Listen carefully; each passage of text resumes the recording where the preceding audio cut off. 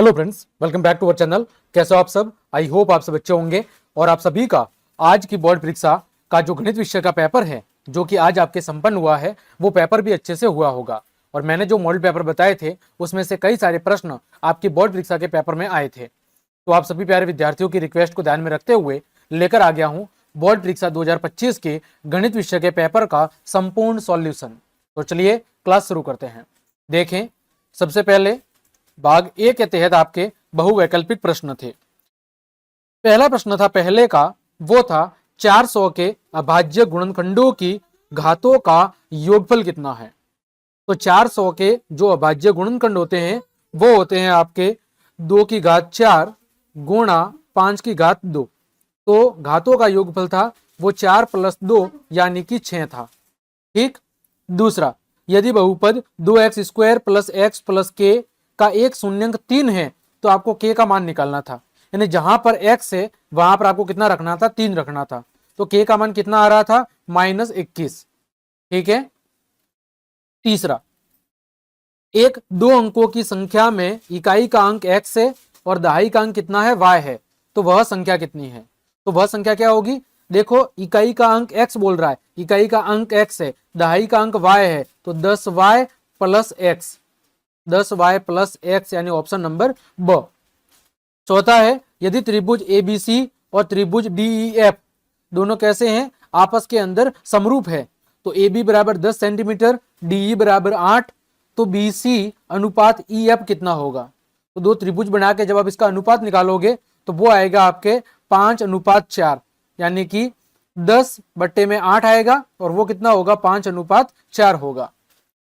आगे बात करें, पांचवा, मूल बिंदु से बिंदु P -3, 4 की दूरी कितनी है? आपको D वाला सूत्र लगाना था। D = √x2 - x1 का whole square plus y2 - y1 का स्क्वायर, है ना यहां पर। तो आपकी जो D का मान आएगा वो कितना आएगा? 5 आएगा। छठा है आपका कोसेक स्क्वायर 45 - कॉट स्क्वायर 45। तो देखो, कोसेक स्क्वायर 45 - कॉट स्क्वायर 45, इसका जो मान आएगा वो कितना आएगा? आपका 1 आएगा। क्योंकि देखो cos 45 का मान कितना होता है? √2। तो √2 का स्क्वायर माइनस कॉट 45 कितना होता है? 1 का स्क्वायर, तो 2 - 1 यानी कि कितना उत्तर आएगा? 1। सातवां था, एक ऊर्ध्वाधर खंबे की परछाई खंबे की ऊंचाई के बराबर है, तो फिर सूर्य का उन्नयन कोण कितना निकलेगा? तो सूर्य का उन्नयन कोण आएगा वो आएगा आपका 45 डिग्री। कितना आएगा? 45। आठवां, एक बिंदु P से एक वृत्त पर स्पर्श रेखा की लंबाई कितनी थी? 24 सेंटीमीटर। तो P की केंद्र से दूरी 25 सेंटीमीटर है, तो वृत्त की त्रिज्या कितनी है? तो वही पाइथागोरस प्रमेय लगानी थी। 25 का वर्ग 625, उसमें से 24 का वर्ग को घटा देना था, तो कितना बचेगा? 49, और 49 का वर्गमूल कितना होता है? 7। तो इसका सही उत्तर आता था 7 सेंटीमीटर। फिर 9वां है, एक वृत्त की त्रिज्या 7 सेंटीमीटर है, तो उस वृत्त के एक चतुर्थांश का क्षेत्रफल निकालना था। तो वृत्त का क्षेत्रफल कितना होता है? πr², चतुर्थांश यानी चौथे भाग का, तो 4 का भाग देना था, है ना। तो इसको आप सॉल्व करोगे तो आएगा 38.5 वर्ग सेंटीमीटर। कितना आएगा? 38.5 सेंटीमीटर स्क्वायर। फिर आगे देखो 10वां, एक शंकु की त्रिज्या 14 सेंटीमीटर दे रखी थी और आपकी तिर्यक ऊंचाई कितनी दे रखी थी? 10 सेंटीमीटर। तो आपको शंकु का वक्रपृष्ठीय क्षेत्रफल निकालना था। आप सबको पता है सूत्र क्या होता है? πrl, यानी 22/7 गुणा 14 गुणा 10। इसको सॉल्व करें तो कितना आएगा? 440 वर्ग सेंटीमीटर। 11वां, निम्नलिखित में से कौन सी संख्या किसी घटना की प्रायिकता नहीं हो सकती है? तो देखो, प्रायिकता हमेशा किसके बीच में होती है? 0 और 1 के बीच में। लेकिन 3 के अंदर 2 का भाग देंगे तो ये 1 से ऊपर आएगा और ये प्रायिकता कभी भी नहीं हो सकती। 12वां, यदि दो परिमेय संख्याओं के लिए एचसीएफ और एलसीएम आपस में बराबर है तो फिर वो संख्या हमेशा कैसी होनी चाहिए? देखो, दो परिमेय संख्याओं की बात हो रही है, यदि उनके एचसीएफ और एलसीएम आपस में बराबर है तो वो दोनों संख्या आपस में समान होगी। अगला था 13वां, द्विघात बहुपद के शून्यंकों का योग और गुणनफल 5 और 6 है, तो द्विघात बहुपद कितना होगा? कितना होगा? x² - 5x + 6। कौन सा सूत्र है? आप सबको पता है, px = x² - alpha + beta x + alpha गुणा बीटा, इस वाले सूत्र से कितना मान आएगा, x square minus 5x plus 6 आ जाएगा। अगला 14वां था, के किस मान के लिए समीकरण युग्म x प्लस वाई माइनस 4 बराबर 0 और 2x प्लस के वाई माइनस 3 बराबर 0 का कोई हल नहीं होगा, कोई हल नहीं होगा। तो कोई हल नहीं होगा, इसकी शर्त क्या होती है, a1 बटा a2 बराबर b1 बटा b2 not equal to c1 बटा c2। इस स्थिति में कोई भी हल नहीं होता।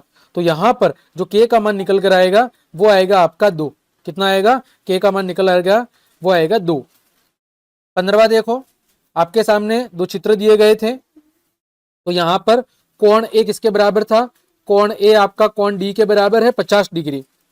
फिर आपके ए बी बटे में डी ई, इसका अनुपात कितना है, 2:3। और ए सी अनुपात डी एफ, ये कितना था, ये भी था 2:3। तो समरूप त्रिभुजों की संगत भुजाओं का अनुपात समान होता है। तो आपकी बी सी बटे में ई एफ भुजा ये किसके बराबर होगी, ये बराबर होगी आपके ए बी बटा डी ई के। तो ये कितना था, 3 बटा ई एफ, और ये कितना था 2/3। इसको सॉल्व करोगे तो ई एफ बराबर कितना आएगा, 4.5 सेंटीमीटर। तो ई एफ कितना था, 4.5 सेंटीमीटर था। अगला देखो 16वां, इसमें साइन 2a बराबर 2 साइन ए सत्य है जब a किसके बराबर होगा। तो देखो इसका जो सही उत्तर था वो था आपका 0 डिग्री। कैसे, साइन 2a क्या होता है, साइन 2a होता है 2 साइन a कॉस a बराबर 2 साइन a। देखो यहां पर साइन a से साइन a कट जाएगा, 2 से 2 कट जाएगा, तो कॉस a बराबर कितना आएगा 1। और ऐसी स्थिति में कॉस a बराबर कितना होगा, कॉस 0 डिग्री।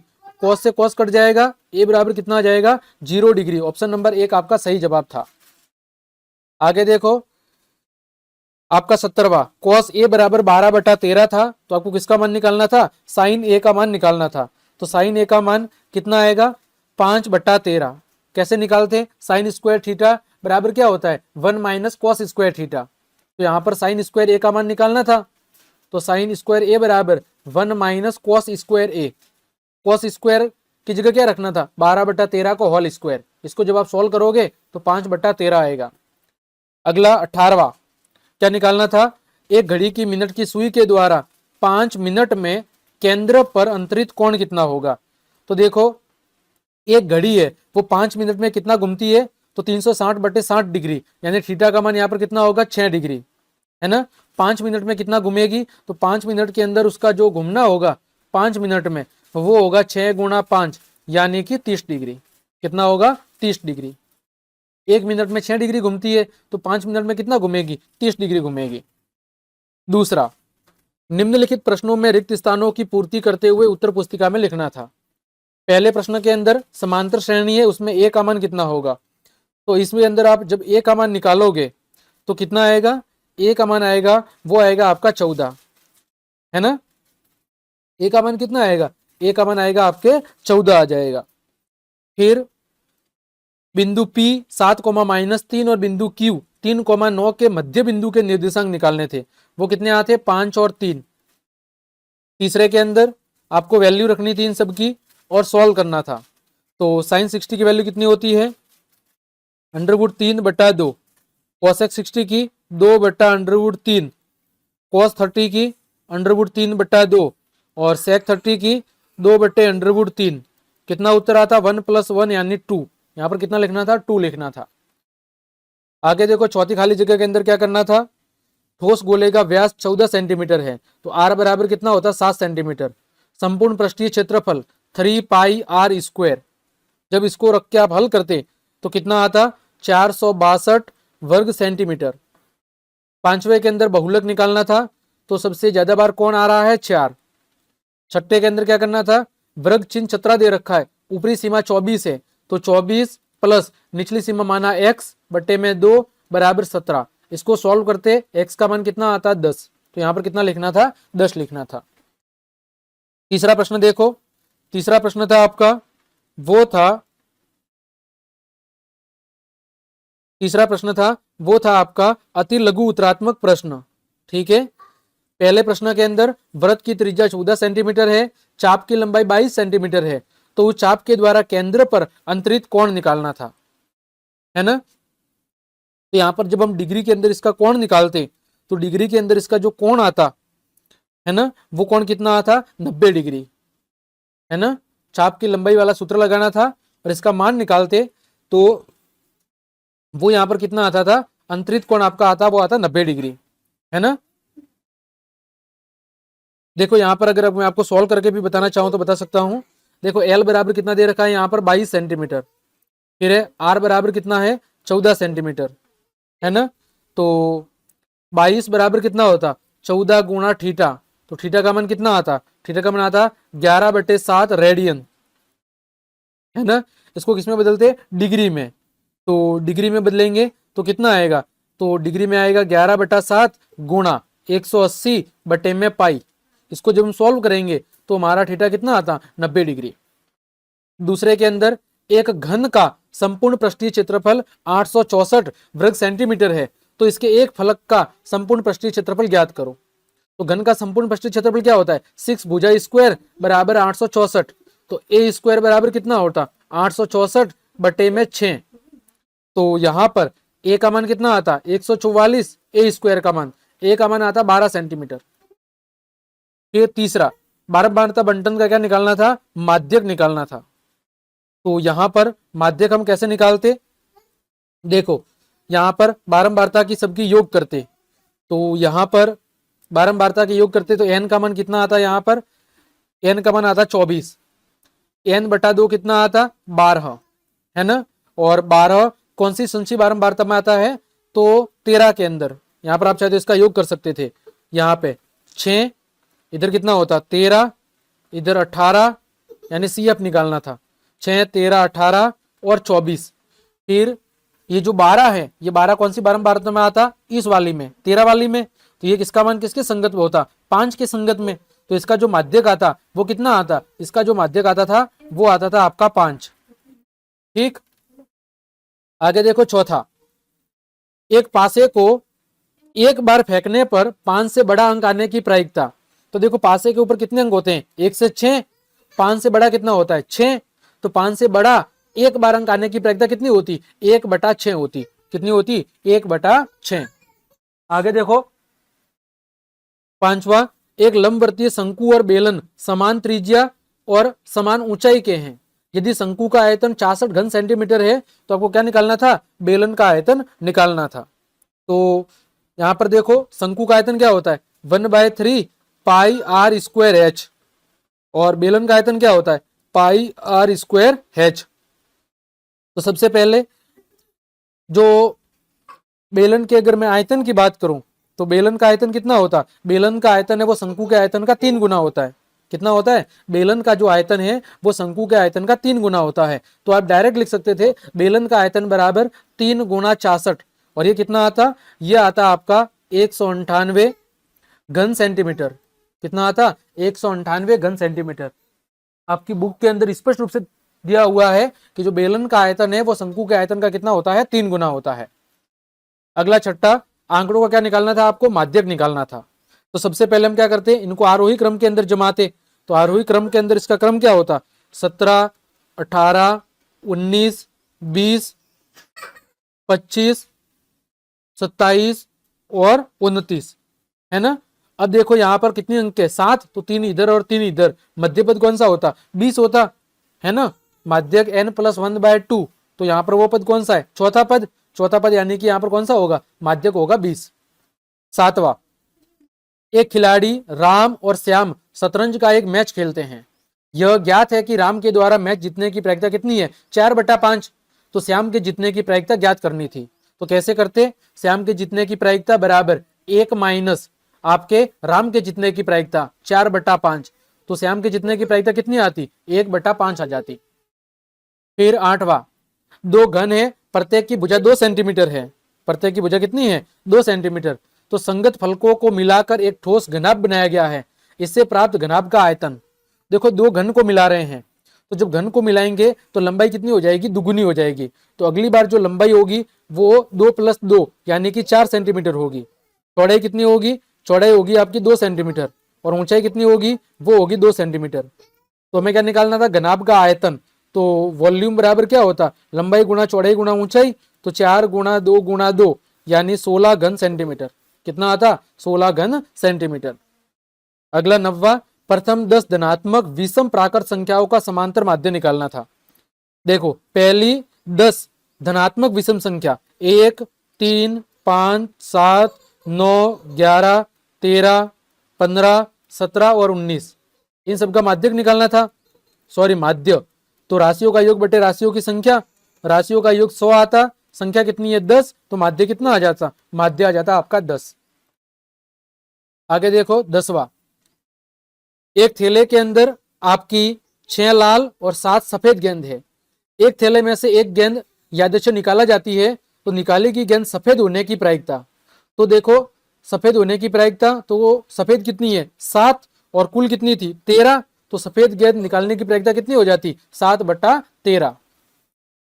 अगला 11वां था, ठोस अर्धगोले का वक्र पृष्ठीय क्षेत्रफल कितना है 50 पाई। तो उस अर्धगोले की क्या निकालनी है, त्रिज्या।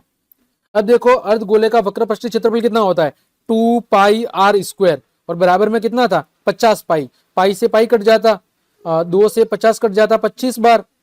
तो r² बराबर कितना था 25, r बराबर कितना था, r बराबर होता आपका 5 सेंटीमीटर। आगे देखो इसका समांतर माध्य 6 है, तो x का मान ज्ञात करो। तो यहां पर सभी संख्याओं का योग बट्टे में संख्याओं की संख्या। तो यहां पर देखो समांतर माध्य कितना दे रखा है 6, सभी का योग, सभी का योग कितना आता, सभी का जो योग आता वो आता था यहां पर 7 और 5 12, 20, 20 और 30, 30 + x है ना, 4 3 7, 7 और 7 14, 14 और 5 19, यहां पर देख लो योग 5 और 7 कितना 12, 12 और 9 21, 21 और 9 30, 30 + x बट्टे में संख्या कितनी है, संख्या है आपकी 6। तो ये कितना हो जाता, x का मान यहां से 36 - 30, तो x का मान आ जाता आपका 6। कितना आ रहा था, x का मान 6 आ रहा था। आगे बढ़े खंड ब की तरफ, जहां पर आपके लघु उत्तरात्मक प्रश्न थे। प्रश्न संख्या 4 में क्या करना था, एलसीएम और एचसीएफ निकालना था। तो इसका जो एचसीएफ आ रहा था तीनों का, वो कितना आ रहा था 3, और एलसीएम कितना आ रहा था, एलसीएम आ रहा था 420। ठीक, 5वां, यहां पर क्या करना था आपको, द्विघात बहुपद 3x² - 5x + 9 के शून्यांक यदि अल्फा और बीटा हो, तो अल्फा प्लस बीटा शून्यांकों का योग और अल्फा गुणा बीटा शून्यांकों का गुणनफल निकालना था। तो ये कितना आ रहा था, तो यहां पर आपके अल्फा प्लस जो बीटा आ रहा था वो आ रहा था 5/3, और अल्फा गुणा बीटा आ रहा था वो आ रहा था 3, है ना। इसको आपको सॉल्व करके लिखना था, अल्फा प्लस बीटा। तो आप सूत्र लगा देते, अल्फा शून्यंकों का योग और शून्यंकों का गुणनफल। शून्यंकों का गुण योगफल क्या होता है, आपके -b/a। भाई शून्यंकों का जो योगफल है वो कितना होता है -b/a, और गुणनफल कितना होता है c/a। यहां से डायरेक्ट निकालना था। तो अल्फा प्लस बीटा कितना आ रहा था 5/3, और अल्फा गुणा बीटा कितना आ रहा था 3 आ रहा था। छठा, विलोपन विधि से क्या करना था, आपको इसके संभव हल ज्ञात करने थे। तो विलोपन विधि से यहां से इसको सॉल्व करते तो x का मान आ रहा था -1, और y का मान कितना आ रहा था, y का मान आ रहा था 2। x का मान -1 और y का मान 2 आ रहा था। आगे देखो 7वां, समांतर श्रेणी के अंदर पदों की संख्या ज्ञात करनी थी। तो आप an बराबर an + n-1d ये वाला सूत्र लगा सकते थे। तो यहां से आपके जो n का मान आ रहा था, n का मान कितना आ रहा था 34 आ रहा था। 8वें के अंदर देखो, यहां पर क्या करना था आपको, आकृति में DE समांतर है BC के, DE समांतर थी BC के, आपको x का मान निकालना था। तो वही अनुपातिक प्रमेय निकालनी थी, AD बटे में DB बराबर AE बटे में EC। तो यहां पर AD का मान कितना था x + 2, DB कितना था 6, AE कितना था 4, EC कितना था 8। इसको जब आप सॉल्व करते तो x का मान कितना आ रहा था, x का मान 1 आ रहा था। ठीक है। 90 के अंदर क्या करना था, बिंदुओं 5,3 और -3, -2 को मिलाने वाले रेखाखंड x अक्ष द्वारा किस अनुपात में विभाजित होता है। आपको क्या निकालना था, अनुपात निकालना था। तो यहां पर जो अनुपात आ रहा था वो आ रहा था 3:2। कितना आ रहा था, 3:2। आपको विभाजन सूत्र की मदद लेनी थी और विभाजन सूत्र की मदद लेते हुए आपको पहले अनुपात कितना मानना था, k/1। ठीक है, यहां पर और फिर विभाजन सूत्र लगाना था और जब आप उसको सॉल्व करते तो k का मान कितना आता, 3/2 आता, यानी कि अनुपात कितना आएगा, 3:2 आएगा। 10वें के अंदर क्या करना था, आपको मान निकालना था। तो देखो यहां पर 4 cot 45 की वैल्यू, तो cot 45 का मान 1 होता है, sec स्क्वायर 60, sec साइड का मान 2 होता है, sin स्क्वायर 60, अंडरवुड 3/2 का स्क्वायर। तो 4 - 4 प्लस 3/4, तो ये 0 हो गया। उत्तर कितना आ रहा था, 3/4 आ रहा था। 11वां देखो, यहां पर 12 मीटर लंबी एक सीढ़ी है, एक ऊर्ध्वाधर दीवार के शिखर तक पहुंचती है। यदि यह सीढ़ी दीवार के साथ 60 डिग्री का कोण बनाती है तो फिर दीवार की आपको क्या निकालनी थी, दीवार की आपको ऊंचाई निकालनी थी। क्या निकालनी थी, दीवार की ऊंचाई। तो यहां पर दीवार की जो ऊंचाई आ रही थी वो आ रही थी 6 मीटर। क्या आ रही थी, 6 मीटर दीवार की ऊंचाई आ रही थी। 12वां देखो, यहां पर एक वर्त के परिगत एक चतुर्भुज ABCD खींचा गया है। आपको यह सिद्ध करके बताना था AB + CD = AD + BC के बराबर है। आपको यहां पर कौन सी थ्योरम लगानी थी, वही कि वर्त के बाहर किसी बिंदु से खींची गई स्पर्श रेखाओं की संख्या क्या होती है, सॉरी स्पर्श रेखाओं की जो लंबाई है वो समान होती है। इस बिंदु से देखो ये 2 स्पर्श रेखा थी, DR और DS। इस बिंदु से 2 स्पर्श रेखा ये और ये, B से ये और ये, और C से ये और ये। और आपको वही कथन यूज करना था कि वर्त के बाहर किसी बिंदु से खींची गई स्पर्श रेखाओं की लंबाई आपस में बराबर होती है, और उस कथन के द्वारा आपको यह सिद्ध करना था। आगे 13वां, वर्त के चाप के द्वारा केंद्र पर अंतरित कोण कितना है, 50 डिग्री। यदि चाप की लंबाई 5 पाई सेंटीमीटर हो तो आपको क्या निकालनी थी, वर्त की त्रिज्या निकालनी थी। और वर्त की त्रिज्या यहां पर कितनी आ रही थी, 18/पाई सेंटीमीटर। कितनी आ रही थी, 18/पाई सेंटीमीटर आ रही थी, है ना। आपको क्या करना था, चाप की लंबाई वाला सूत्र लगाना था। चाप की लंबाई का सूत्र क्या होता है, 2πr(θ/360 डिग्री। इस वाले सूत्र की मदद से आपको क्या करना था, इस वाले सूत्र की मदद से आपको r का मान निकालना था, और चाप की लंबाई पहले से दी हुई थी 5 पाई। आगे देखो, खंड 100, 14वां प्रश्न है कि समांतर श्रेणी के प्रथम 15 पदों का योगफल निकालो यदि nवां पद ये है। तो आपको पहले n की जगह 1, 2, 3, 4 रख के क्या बनानी थी, एक समांतर श्रेणी बनानी थी। तो समांतर श्रेणी बनाते तो पहला पद आता 3, दूसरा आता 7, और फिर तीसरा कितना आता, तीसरा आता 9, है ना। इस तरह यहां पर, सॉरी पहला पद कितना आता 5, पहला पद कितना आता 3 और 2 5, तो 5, 7, 9 ऐसे एक समांतर श्रेणी बन जाती। तो a का मान 5, d का मान 2 और n का मान कितना था 15। फिर आपको पद योगफल वाला सूत्र लगाना था, Sn = n/2 2a + n - 1d। तो यहां पर आपके S15 कितना आता, 15 पदों का जो योगफल है वो आता था 285। कितना आ रहा था, 285। अगला अथवा में दिया हुआ था, एक समांतर श्रेणी में पद कितने हैं, 60 है। पहला पद और अंतिम पद 7 और 125 है, तो इसका 32वां पद ज्ञात करना था। तो इसका जो 32वां पद आ रहा था वो आ रहा था आपका 69। ए 32 कितना आ रहा था, 69 आ रहा था।